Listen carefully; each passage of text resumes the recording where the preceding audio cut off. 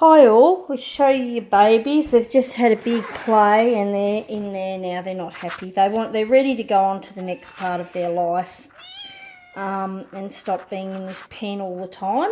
They want freedom and they want their own family, and that's fair enough. So they're getting geared up in what's their last week with us, except for Sparrow. Sparrow is being picked up from here on Monday, so we've only got another couple of days with him. And as you can see, Sully and Sparrow are very close. There's Dax, he's still worn out from before, and the big food that they put away. But anyway, about a week to go, guys, and they'll be with you. Now, there's some excited people out there. Well, we sit here with our three here. He's got William here, Uncle William, Uncle Gavin, and Mother Mix. She didn't even look up. No, she Mix? didn't. Mix, don't be rude. Drop the attitude, darling. Mix, we think, is pregnant. She's showing all the early signs. But anyway, girl. Where's Gavin? So I said one day I'd talk about Harvey, so I suppose it's as good a time as any to tell you Harvey's story. Harvey really shouldn't be here, and he wouldn't be if it wasn't for a very capable young vet of ours that picked up what was wrong with him. And what actually happened was, we just thought he was quiet, didn't we, for a long time. We thought he was just a quiet little fellow, and he stayed in the background a bit. But anyway, he'd been sold since he was 2 weeks old, and so we thought we'd had enough bad luck because we lost the little girl of that litter. She was only about a week old, and that was our Stella with the wild hair. We don't know why. We were told it just happened. I didn't want an autopsy or anything like that done. I thought it was cruel enough having her taken that young. So we just buried her here. And we thought that was our bad luck for the first ever litter of cats. Until Harvey, at 6 weeks old, started regurgitating all his food. He couldn't keep anything down. It had come out. It just wouldn't even be digested. It'd come straight back up. So I rang the vet, and I happened to get this young vet of ours, and she said, try feeding him vitamised slurry at head height. So don't put the food on the ground, just hold the plate up and let him eat out of your hand or put it on something. And we thought, oh, he's never going to go for this. Anyhow, he picked it up quite quickly, as Devons do, and he used to look forward to his, I'd get 3 or 4 or whatever feeds Dale could get into him. And he had a test at our local vet. He had an x-ray, and then he had a fluoroscopy, like a x-ray fluoroscopy, where they gave him some barium. And they thought they had not too bad the news until we turned up and they did this fluoroscopy while we were on our way down to pick him up from the vet. And we were then told that they wanted to send us to Melbourne with him to the Centre for Animal Referral and Emergency, and that they thought he might have what's called a right persistent aortic arch anomaly. Now, it's a very good read if you like medical things.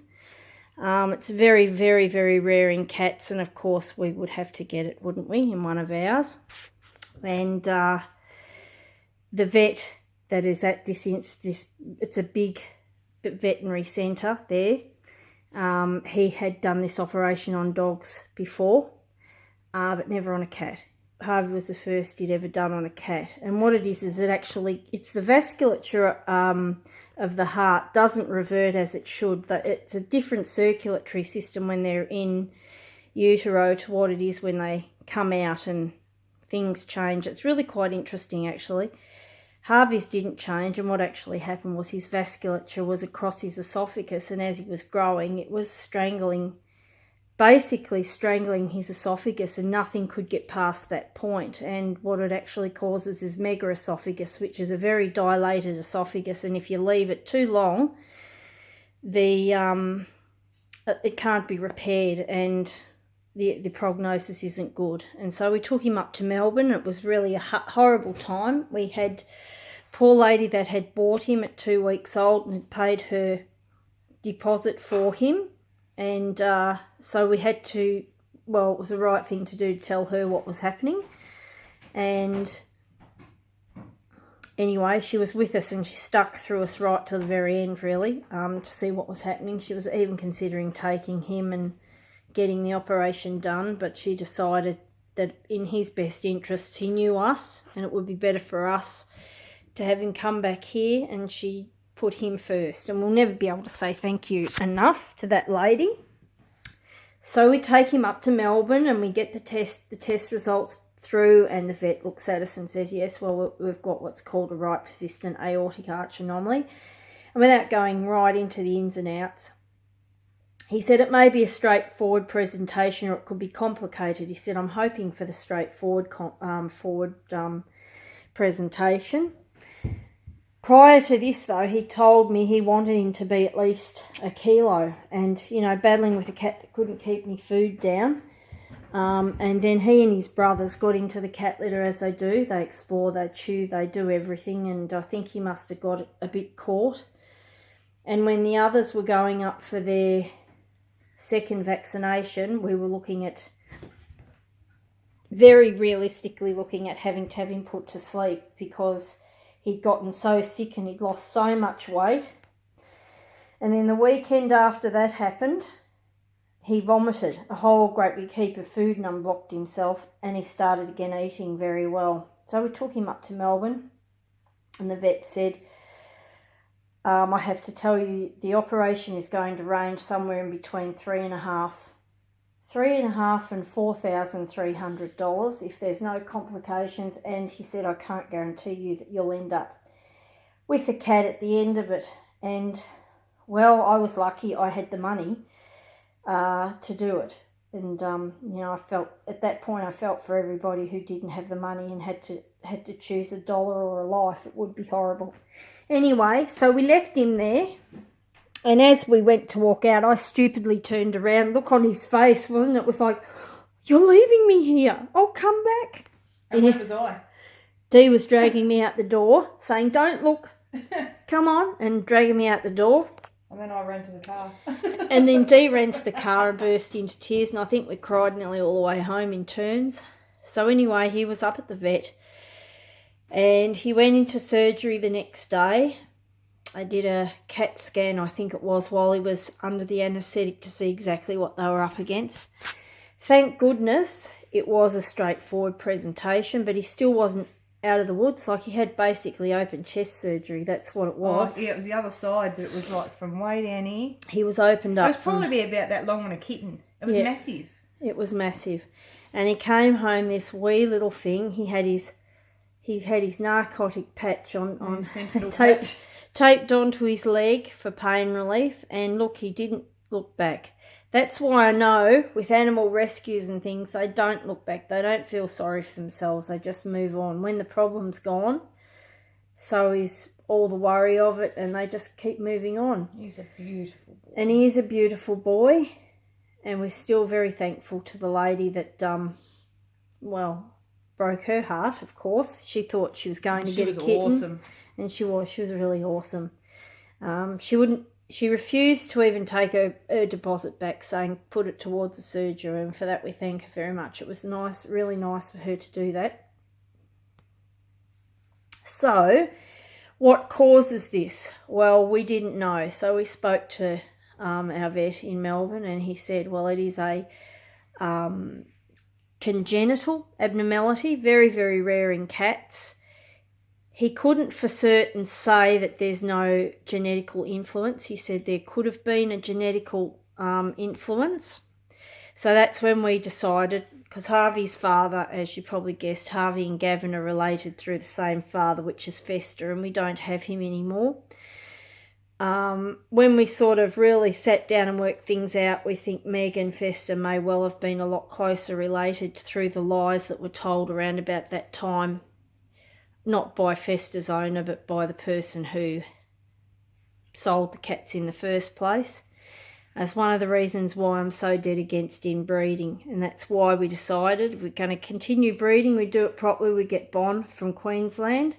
Fester went back home to his his wife, his cat wife that he had at home, and they were rehomed. He didn't settle in here anyway.